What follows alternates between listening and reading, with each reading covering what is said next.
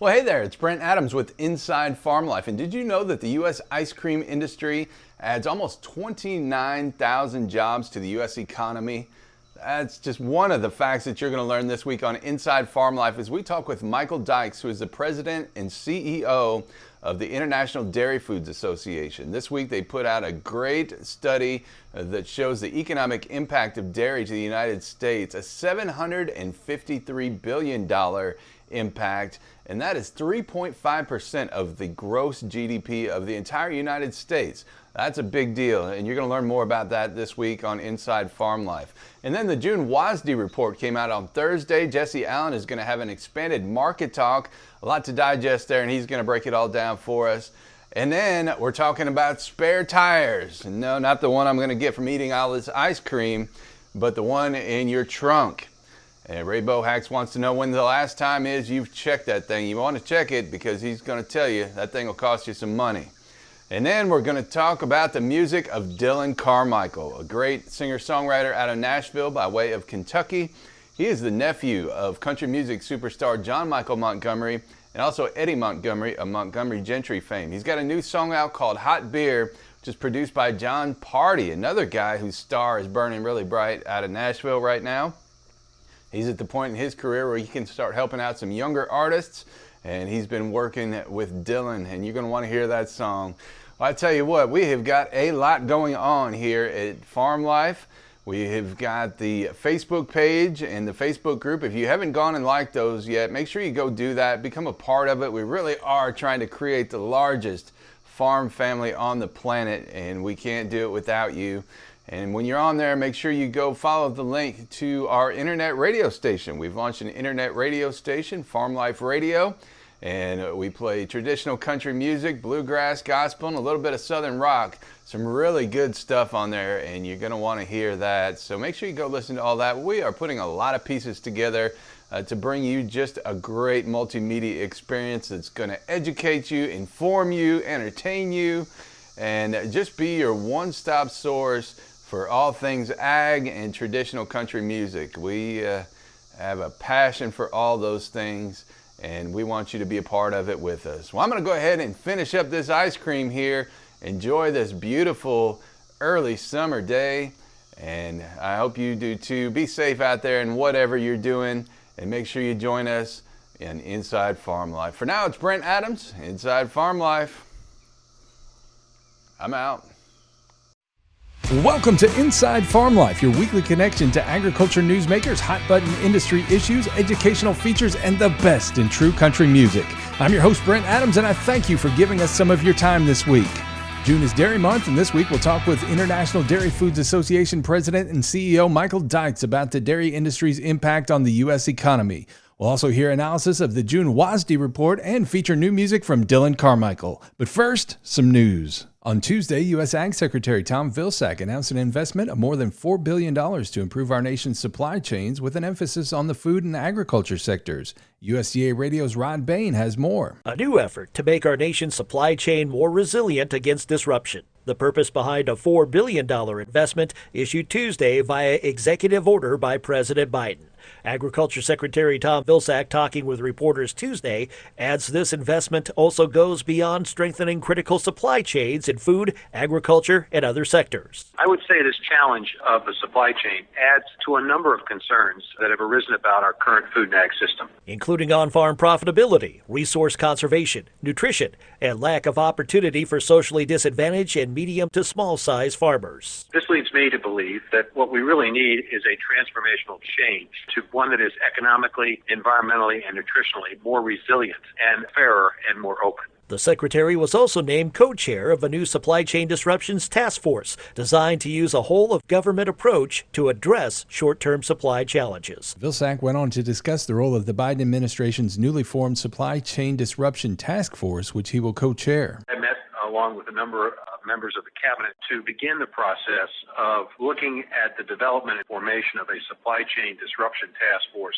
a whole of government approach, if you will, looking at all of the issues relating to supply chains, including those involved with the food and ag system. I expect and anticipate over the course of the next several months that there'll be a number of meetings of stakeholders to do a deeper analysis of some of the challenges that we face and gain from them some wisdom and knowledge and direction as to how we might be able to strengthen the supply chain. Well, drought continues to be a major concern in many parts of the country, and condition ratings this week for pastures and rangelands are slightly improved from last week, but only slightly. Gary Crawford has more. At the beginning of last week, USDA reported 39% of U.S. pastures and rangelands were in poor to very poor condition. This week, it's 37%, so a bit of an improvement. However, pasture and rangeland conditions remain a huge concern. And in several states, especially in the West, Agriculture Department meteorologist Brad Rippey describes range and pasture conditions basically as really desperate. In some states, almost all pastures are in poor to very poor shape. For example, take the states with at least 70% of pastures in poor to very poor condition. Those include northwestern states of Washington and Oregon, also seeing very dire conditions as you move into the southwest.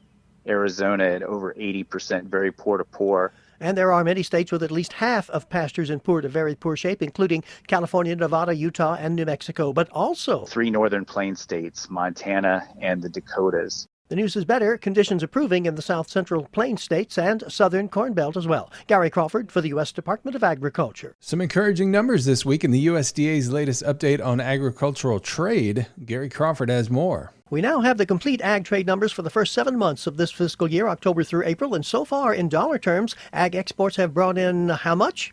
How much? $107 billion. And according to Wide Awake USDA economist Bart Kenner there, that's an increase over the same time frame a year ago of 26%. Wow, that's big. But Bart, sound a little tired. Oh, I know why. This is your first week back at work after the birth of your baby boy. So are you all rested up now? No. That's what I thought. So let me give some of the numbers for you. That okay? Yes. Okay, so far this year, wheat exports up 12%, soybeans 103%. And Bart, how much have corn exports brought in? $9.9 billion, an increase of 132%. Wow, he says that for all ag products, we are well on our way to having a record year. So Bart, why don't you now go get some sleep now? Yeah, right. Yeah, right. Gary Crawford with the U.S. Department of Agriculture. Well, before getting that sleep, Kenner also provided some key numbers in the USDA's new update on agricultural trade. For fiscal year to date, October through April 2021, agricultural exports were $107 billion compared to $84.7 billion the same time last year, for an increase of 26%. Agricultural imports were $91.2 billion compared to $83.7 billion this time last year, for an increase of 9%, leaving the trade balance for fiscal year to date at $15.7 billion compared to $1 billion this time last year, for a 1,462% increase. And finally this week, Agriculture Secretary Vilsack encouraged business investors to look at the promising prospects and innovative aspects of the rural economy. More from Rod Bain. At the midpoint of the annual Select USA Investment Summit Wednesday, Agriculture Secretary Tom Vilsack made his pitch for business and job investment in rural America. I believe that there is no better place to invest than in rural America and in businesses that support and are associated with agriculture, renewable energy, and food systems. Secretary Vilsack points to the farm-to-market involvement of USDA, from supporting ag production to its foreign agricultural service offices across the globe, opening new and expanding existing markets. He also notes rural innovation that he believes will lead to new economic and investment opportunities, such as biofuels and bio-based products and climate-smart agriculture. There are opportunities in every region of the United States for folks to invest and to become part of something big in food, agriculture, and in climate solutions. Rural America is ready to deliver. I'm Rod Bain reporting for the U.S. Department of Agriculture in Washington, D.C.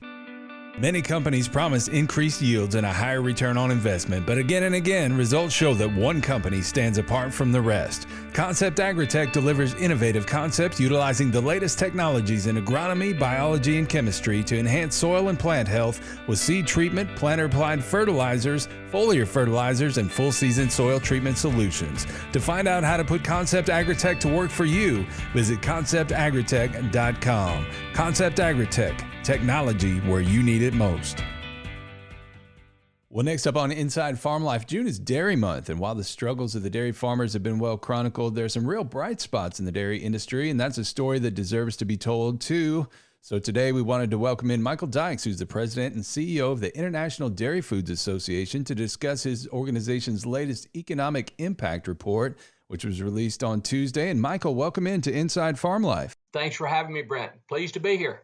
Well, I tell you what, this impact report does a great job of quantifying the economic impact to the United States economy in a way that really helps consumers understand its importance. The dairy industry has a $753 billion economic impact and supports 3.3 million jobs that account for $41.6 billion in direct wages. And Michael, that's a big deal. It's a huge deal. You know, Brent, I sometimes think dairy doesn't get the recognition that we deserve. Tremendous impact on our economy and jobs. And this most recent number is a 21% increase from 2019. So our industry continues to grow and continues to prosper. And to further put dairy's impact in perspective, the industry is responsible for 3.5% of the entire U.S. gross GDP and pays in $67.1 billion in federal, state, and local taxes. And that's not including sales tax paid by consumers. Yes, significant. And that jobs increase is 16%. We've increased the number of jobs 16%. We've also increased the direct wages for workers by 9.5%. Our dairy economy is doing well. And I know the industry has been beset with some challenges, and those have been laid bare over the course of the pandemic. But the contributions to not just the national economy, but the state and local economies can't be overstated. You know, dairy farms make a difference in communities all across this country. And sometimes that's lost in reports like this when you're taking a 30,000-foot view. But these are real people making a real impact in their communities, and their communities can ill afford to lose them. Absolutely. It's the dairy farmers, the dairy farm families. It's the ice cream manufacturer. It's the cheese manufacturer. It's the bottled milk manufacturer. It's the yogurt manufacturer, the dairy ingredients.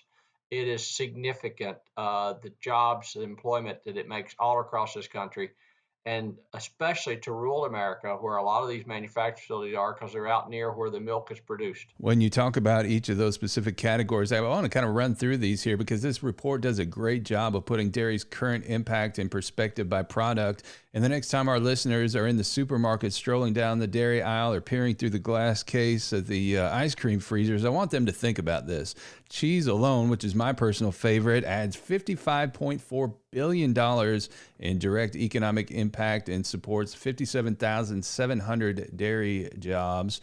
And milk, which is what many Americans think about when they think of dairy, adds $49 billion in direct economic impact and supports 62,200 dairy jobs. And our summertime favorite, well, heck, our year-round favorite, ice cream, adds $13.1 billion in direct economic impact and supports almost 29,000 dairy jobs. Think on that for a moment. And then yogurt and cultured products add $6.8 billion in direct economic impact, support 8,600 jobs. And dairy ingredients add $17.7 billion in direct economic impact and support 11,000 dairy industry jobs. And you just cannot overstate that impact. And it's amazing when you break it down by category like that. You know, Brent, I think all those jobs, and think about a face on every one of those jobs, 62,000 faces in the milk, fluid milk business.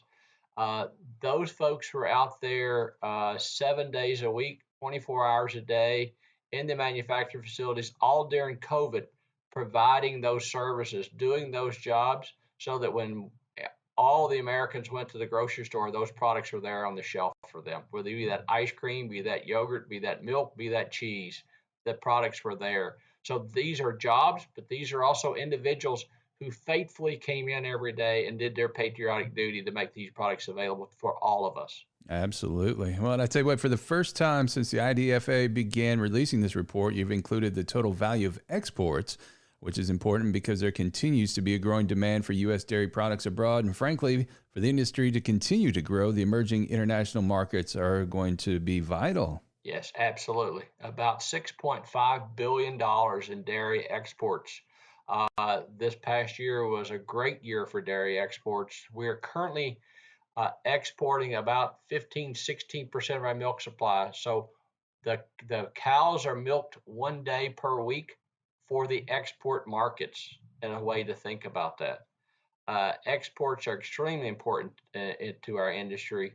And we also have to think about 95% of the consumers live outside the United States. So we need trade agreements and export to get these dairy products to these consumers around the world. Well, that's right. I mean, now the key to continued growth is a level playing field in the international markets, and that's something that the IDFA and its industry allies are going to continue to fight for, isn't it? Yes, it is. Yes, it is.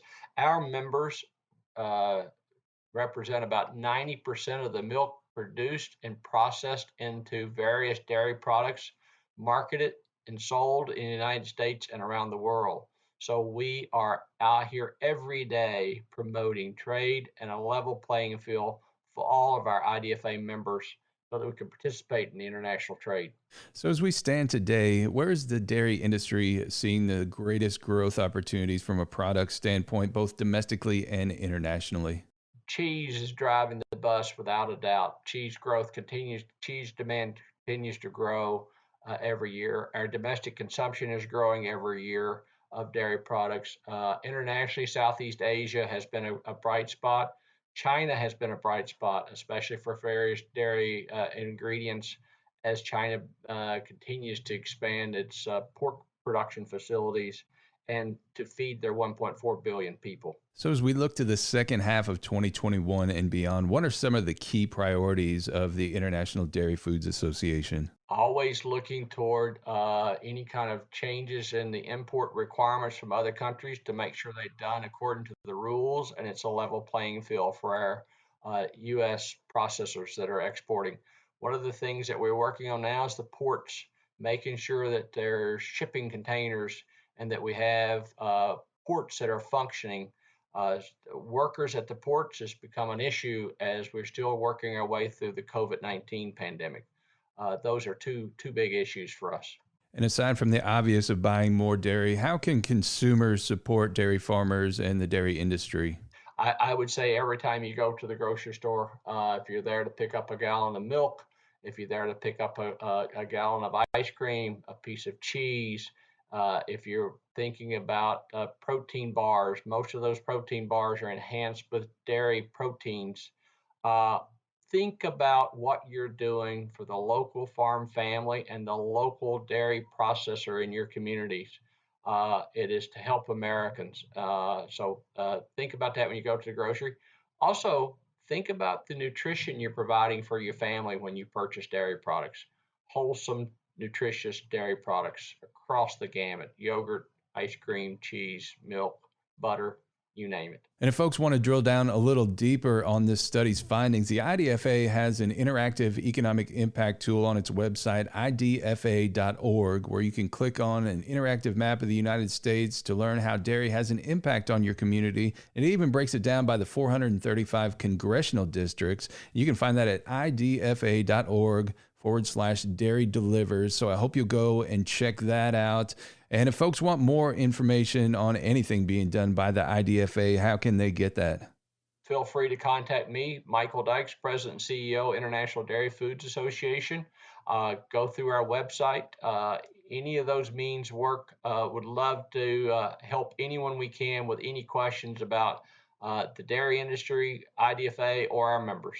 Well, it's important we continue to tell that story. And Michael, thank you so much for taking the time to join us here on Inside Farm Life. And we welcome you to come back anytime you have more news to share with us. Thank you for having me. Appreciate it. All right. And again, we've been speaking with Michael Dykes, the president and CEO of the International Dairy Foods Association. Like a championship caliber baseball team, your fungicide has to be tough, and Concept Agritech has the solution many of America's top growers trust. BioAid is an EPA-registered fungicide that delivers an initial contact kill of a wide range of fungal pests and is safe to the user and the environment. To find out more about how BioAid can help you increase your yields and deliver a higher return on investment, visit conceptagritech.com. Concept Agritech, technology where you need it most. Well, next up on Inside Farm Life, the June WASDE report is out, and Jesse Allen is here in this week's Market Talk update to give us all the details. Jesse. Well, the June WASDE report left us with plenty of things to think about and talk about after its release last Thursday. Now, heading into the report, the big storyline that folks were watching was the USDA estimate of the Brazilian corn crop, expecting that to drop. Before the report, CONAB came in with their estimate at 96.4 million metric tons. The USDA came in with a projection a little bit higher than that. Arlen Suderman of StoneX talked about the Brazil number and how that's affecting the corn balance sheet moving forward. The key to this report was what they did with Brazil's corn crop. And when we look at Brazil's corn crop, our team there surveyed customers and came in with an 89.7 million metric tons. USDA was at 102 last month. They dropped down to 98.5 this month. The trader was expecting 97.32. And that's kind of where I expected the USDA to come this month as well, somewhere around that 97 million metric ton. So USDA was a little bit more conservative than what we anticipated on the drop in Brazil corn size, but we're anticipating they're going to continue to drop that. So it's pretty close overall. When we look at overall ending stocks for corn for the new crop, USDA at 289.41 million metric tons, which is almost exactly where the trade expected them to be in this report. With our smaller corn crop that we have in Brazil, we're looking at below 281 million metric tons. We're expecting world stocks to get even tighter in the months ahead. Now, after taking a look at that Brazil number, there were a few other things of note in the USDA June WASDE report. Suderman tells us what he saw. The bottom line from this report is that USDA didn't do anything to take the attention away from the weather forecast. As we look at wheat production, it came in pretty much as was anticipated. Soybean stocks grew a little bit, but still are relatively tight for the year ahead. But still, that change caused some selling in soybeans going forward. That was a little bit of a surprise that USDA is starting to knock back demand there. I think perhaps they're over accounting for some of the problems in China right now. Granted, we are seeing a decrease in hog feeding because of lack of profits there. Overall, I think we're going to go back to trading weather because these balance sheets are still very tight and the weather looks very threatening over the next several weeks. Following up on the surprises in soybeans, I asked Arlen Suderman if he was surprised to see that increase in the ending stocks number for soybeans, especially on the old crop side. Here's what he had to say. Yeah, and I think the market right now is just kind of reacting to the bearish surprise because you expect in a bullish environment that stocks continue to get tighter. So, yeah, I was surprised. I don't think it materially changes things that much going forward. The change was mostly in the old crop side of things. USDA feeling like high prices are starting to ration demand. But overall, long term, I don't think it changes much. And I think today's market response will soon pass if we stay hot and dry, because that weather can have a much bigger impact on the domestic and global balance sheet going forward. The next big report up ahead is the June 30th acreage number from USDA. I asked Arlen Suderman his thoughts on whether or not we would put a big focus on that report now that we have the June WASDE behind us. As we take a look at weather forecasts and move forward, here's what he had to say. Absolutely. It's weather and June 30th acreage are going to be the central focus. The trade is assuming some increase in acreage for both corn and soybeans on June 30th, but we'll have to wait and see what USDA surveys say on that. But even with that, weather is still going to be the primary factor, with global stocks of both corn and soybeans pretty snug right now. Now again, to recap the USDA WASDE numbers for the month of June, Thursday's report left 2021 production of both corn and soybeans unchanged from the previous month. The report was viewed as slightly bearish for soybeans and neutral to slightly bearish for wheat, but bullish for U.S. corn. Both corn exports and ethanol use were revised higher, with ending stocks for 2020-2021 estimated below the average of pre-report estimates, as we saw that report. Looking at those numbers exactly here for the 2020-21 old crop corn, USDA raised demand for ethanol by 75 million bushels to 5.05 billion bushels, raised export demand by 75 million bushels as well, bringing exports to 2.85 billion bushels. That raised total use for the old crop to 15.02 billion bushels and lowered old crop ending stocks and carryover. The old crop ending stocks was lowered 150 million bushels to 1.107 billion bushels, which came in lower than the average pre-report estimate. In the new crop, USDA forecasts total production at 14.99 billion bushels. Yield is projected at 179.5 bushels per acre, which would be a record, leaving production forecasts the same as the May report. While total supply was lowered 150 million bushels due to the shorter carryover, USDA held firm on other supply and demand numbers for June in corn. The average farm gate price for new crop forecast at $5.70 a bushel, also the same as May. In soybeans, USDA increased its old crop ending stocks estimate by 15 million bushels to 135 million bushels due to a decrease in crush.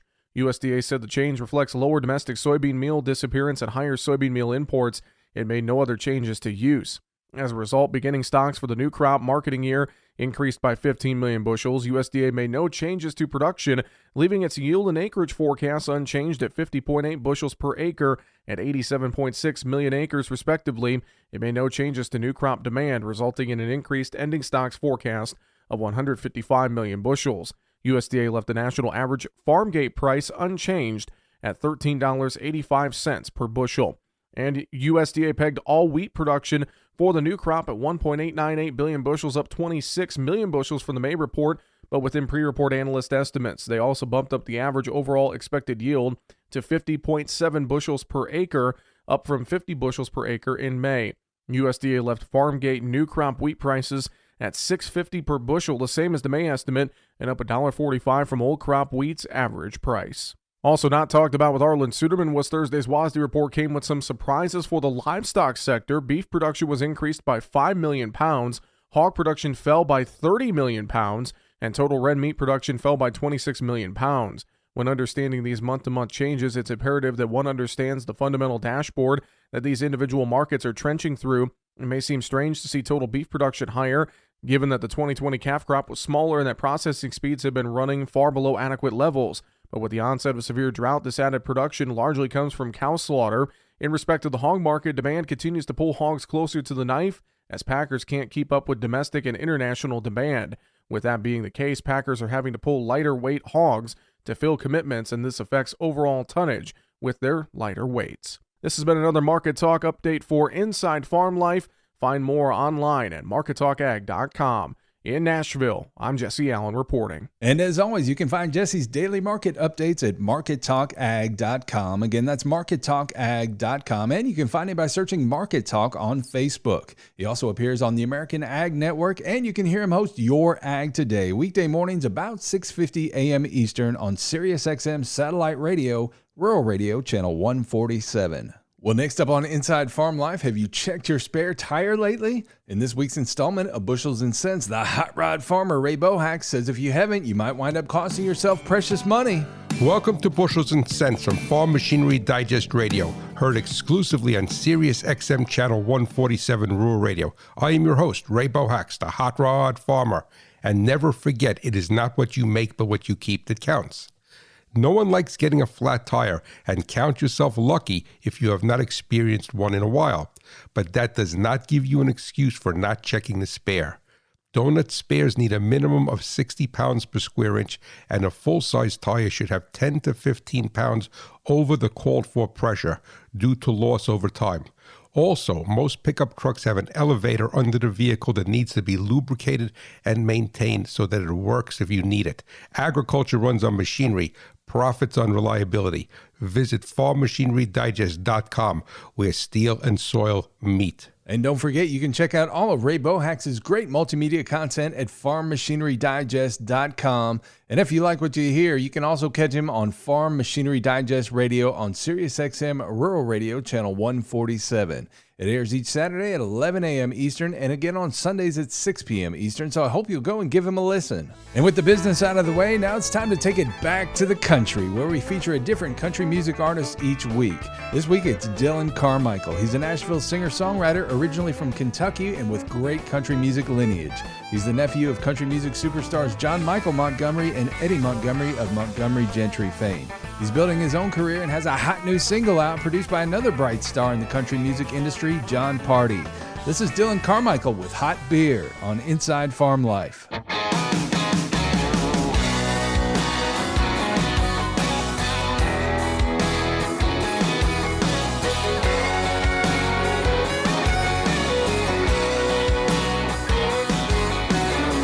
I knew it was a matter of time before you got dawned up, pulled into my drive and apologized 'cause the other night you went crazy. You said you're just here to collect your stuff. Now you're crying and you're talking about making up like you wanna come back. Let me think about that now, baby. Well, I'd rather drink a hot beer, build a fire in the pouring rain, burn all of my fishing gear, then set sail in a hurricane, go hunting with an empty gun, see a once in a lifetime deer, work a Saturday just for fun, and come home and drink a hot beer. I'm sorry if it sounds kinda overboard, but you cheated and you lied and you ripped my Ford, so you might as well stay there on the porch now, honey. If you wanna know the odds of another try, they're about the same as a tractor flying. Quit your laughing, girl, I ain't trying to be funny. I'd rather drink a hot beer, build a fire in the pouring rain, burn all of my fishing gear, then set sail in a hurricane, go hunting with an empty gun, see a once in a lifetime deer, work a Saturday just for fun, and come home and drink a hot beer, come home and drink a skunk, oh, totally not cold, flat and scratch 'cause it's done been rolled in the back of the bed with the trash and the tools, hell, I'd even pop an old dose, oh, yeah,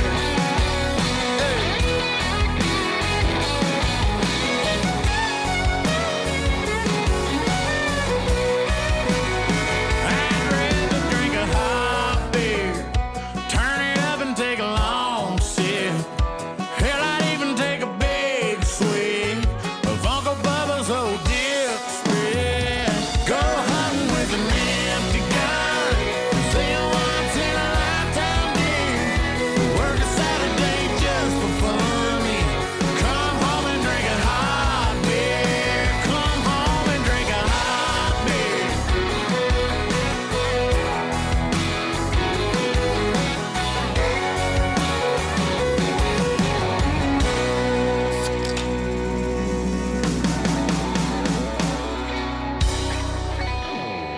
And that was Dillon Carmichael with Hot Beer. You can find out more about his career at DillonCarmichael.com, and that's Dillon Carmichael.com. Well, that's all the time we have for this week, friends and neighbors. For now, it's Brent Adams. Let's meet up here again next week, shall we? And hey, bring along a friend. You've been listening to Inside Farm Life, a production of Farm Life Media. If you have topic suggestions for future episodes, drop us a line at brent@farmlifemedia.com. And be sure to like the Farm Life page and join the Farm Life group on Facebook.